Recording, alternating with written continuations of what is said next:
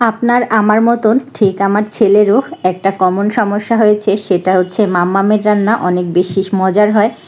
আপনারাও কিন্তু দেখবেন মায়ের হাতের রান্না কত বেশি টেস্টি হয়, তাই না? আমার তো হয়ই।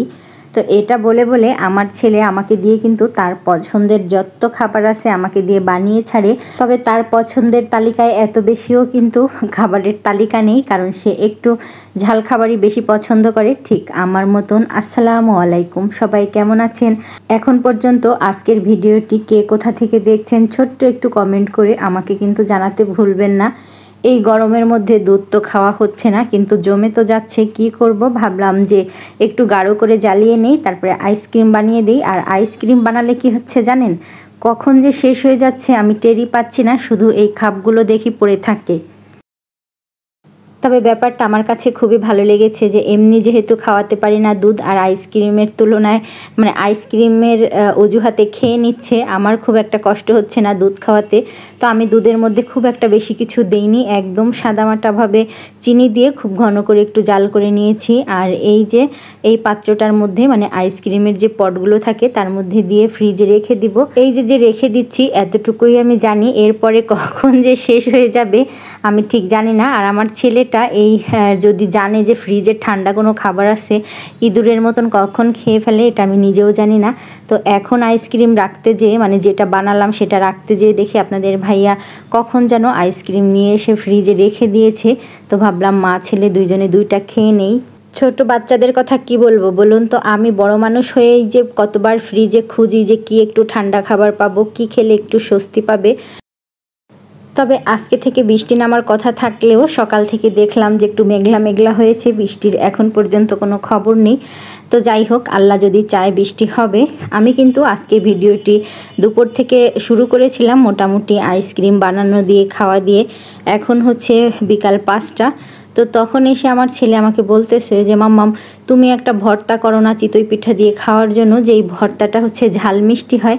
তখন তো আর আমার বুঝতে বাকি নেই যে আমি পেঁয়াজ রসুন আর কাঁচামরিচের একটা ভর্তা করি তেলে ভেজে, ওই ভর্তাটার কথাই হয়তো আমার ছেলে বলতেছে যে আজকে একটু পিঠা তৈরি করো আর ওই ভর্তাটা করো। গরমের মধ্যে তো একেবারেই ইচ্ছা নেই পিঠা বানানোর জন্য, তারপরেও যদি ছোট বাচ্চারা এভাবে বলে বলুন তো কি করা যায়। আর নিজেরও যে খাই না তা না, নিজেরও একটু ইচ্ছা করতেছিল। তো ছেলে শুধুমাত্র বলার অপেক্ষা ছিল, ভাবলাম যে 1-2 মুঠ চাল ভিজিয়ে নেই। তো আমি এখানে হাফ পট চাল ভিজিয়ে, চালগুলো চিকন হওয়ার কারণে ব্লেন্ড করতে আমার খুব একটা বেশি সময় লাগেনি, আর ভিজতেও চাল বেশি সময় লাগেনি। 20 মিনিটের মতন ভিজিয়ে রেখেছিলাম। আর চাল ব্লেন্ডার করার আগেই মানে চাল ভিজিয়ে আমি এই যে পেঁয়াজ রসুন ভর্তার জন্য রেডি করে নিয়েছি। যারা একটু ঝাল ঝাল ভর্তা খেতে পছন্দ করবেন তারা কিন্তু ভর্তাটা পছন্দ হবে তাদের। আমার ছোট বাচ্চাটাই পছন্দ করে, তাহলে বুঝেন এটা কত মজার হয়। তো যাই হোক, এটা নিয়ে বেশি কিছু বলবো না, কারণ সবার তো পছন্দ এক হতে পারে না। তো এই যে আমি ঘন করে চালের গোলাটা গুলিয়ে নিয়েছি, এখানে 3 থেকে 4 খাজ হয়তো পিঠা হতে পারে।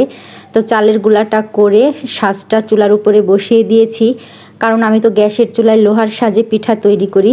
সাজটা গরম হওয়া অনেক বেশি ইম্পর্টেন্ট, আর অনেক বেশি গরম হতে হয়, না হলে পিঠাগুলো অত বেশি ভালো হয় না।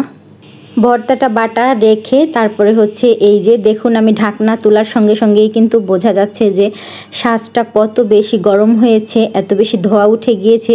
তো মুছতে যেয়ে চুলার উপর থেকে সাজটা একটু সরে গিয়েছে, সেটা আবার সোজা করে দিয়েছি। আর এখন আমি একে একে হচ্ছে গোলাগুলো দিয়ে দিব। চিতই পিঠার গোলা তারপরে হচ্ছে ভাজা পিঠার গোলা একটু ঘনত্বই হতে হয়, মানে ঘন না হলে পিঠাগুলো ভালো হয় না। আর সবসময়ের মতন উপরে যেটা দিয়ে থাকি সেটা হচ্ছে পাটা পুতোর যে পুতাটা থাকে বাটার জন্য, ওইটা আমি দিয়ে থাকি যাতে চারপাশ দিয়ে হাওয়াটা না বের হয়ে যায়। চুলার আঁচটা কমিয়ে দিয়েছি, তারপরেও প্রথম সাজ পিঠা তো এত বেশি জাল পড়েছে যে নিচের দিকটা একটু হালকা লালচে হয়ে গিয়েছে। তো কোনো সমস্যা নেই, প্রথম সাজ পিঠা দেখা যায় একটু এদিক ওদিক হয়ে যায়, তবে পিঠাগুলো কিন্তু অনেক বেশি ফুলেছে, কিন্তু নিচের দিকটা একটু ধরে গিয়েছে। আমার কাছে কয়েক রকমের সাজে আছে এই পিঠা বানানোর মিশনে কি আমি আজকে থেকে নেমেছি। বরাবরই চিতই পিঠা খেতে অনেক বেশি পছন্দ করি বলে বাড়ি থেকে আসার সময় মা শাশুড়ি মা আমাকে অনেকগুলো চিতই পিঠা করে দিয়ে দিত, সেগুলো আমি ডিপে রেখে রেখে গরম করে খেতাম। সাজো পিঠা খাওয়া আর গরম করে খাওয়া সেটা কতটা তফাৎ, তাই না? এখন বুঝি। তবে আলহামদুলিল্লাহ এখন আর আমাকে পিঠা বানিয়ে দিতে হয় না, বরঞ্চ আমার বাসাতে কেউ আসলে আমি আরও তাদের বানিয়ে খাওয়াতে পারি। এটার জন্য আমার অনেক বেশি খুশি লাগে যে বাসা বাড়িতে থেকেও আমি তাদের মনের মতন করে পিঠা বানিয়ে খাওয়াতে পারছি। তো আলহামদুলিল্লাহ এই যে পিঠা তো বানানো শেষ, আর মা ছেলে একসঙ্গে বসে গিয়েছি ভর্তার বাটি আর পিঠার ঝুড়ি নিয়ে। যদিও পিঠাগুলো আমি বানাচ্ছিলাম আর খাওয়া শুরু করে দিয়েছিলাম। গরম গরম পিঠা চুলার পাট থেকে খেতেই সব থেকে বেশি ভালো লাগে। আজ এই পর্যন্ত। কোনো ভুল ত্রুটি হলে ক্ষমা সুন্দর দৃষ্টিতে দেখবেন। সবাই ভালো থাকবেন। আল্লাহ হাফেজ।